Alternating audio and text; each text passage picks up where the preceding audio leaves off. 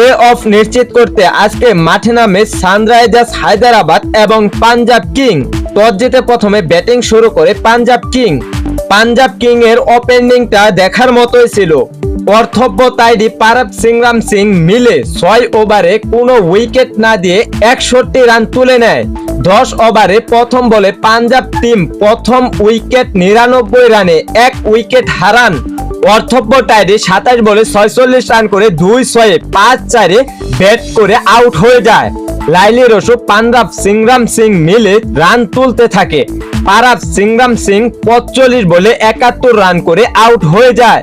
রসু 24 বলে 49 রান করে কামিংসের বলে আব্দুল সামাদের হাতে ক্যাচ তুলে দেয়।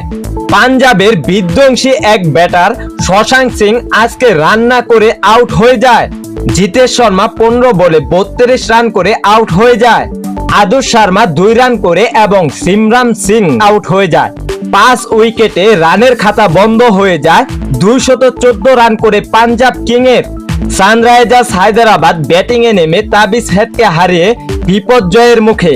অভিষেক শর্মা আজকেও বিধ্বংসী এক ম্যাচ খেলে 28 বলে 66 রান করে শশাঙ্ক সিং এর বলে শিবাং সিং এর হাতে ক্যাচ তুলে দেয়। রাহুল টিপাটিয়া 18 বলে 33 রান করে, নীতিশ রেড্ডি 25 বলে 37 রান করে হাসব প্যাটেলের বলে শিবাং সিং এর হাতে ক্যাচ তুলে দেয়। আজকেও হ্যান্ডি ক্লাসেং বিধ্বংসী এক ম্যাচ খেলে 26 বলে 42 রান করে শশাঙ্ক সিং এর বলে আউট হয়ে যায়। শাহবাজ আহমেদ 3 রান করেন। আশদীপ সিং এর বলে ক্যাচ তুলে দেয় শশাঙ্ক সিং এর হাতে। আব্দুল সামাদ এবং সানবীর সিং মিলে পাঞ্জাবের হাত থেকে ম্যাচটি জিতিয়ে নেয়।